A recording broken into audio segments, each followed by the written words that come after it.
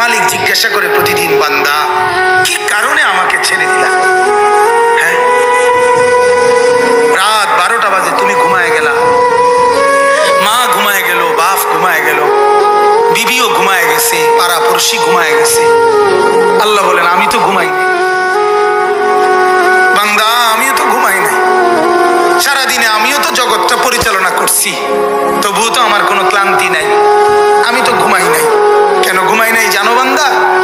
রাতের 2টা বাজে যদি তোমার পেশাব করতে হয়, রাতের 3টা বাজে যদি তোমার দরজা খুলতে হয়, তখন যদি তুমি পড়ে দেখো নামাজ, তোমার জিন্দিগি আরো অনেক মজাদার হবে, অনেক শানদার হবে। আমরা অনেক আরামে আছি বিশ্বাস। সেজদাওয়ালারা আমরা কষ্টে নাই, আল্লাহর কসম। একটা নামাজি লোক কষ্টে নাই, একটাও না, একটাও।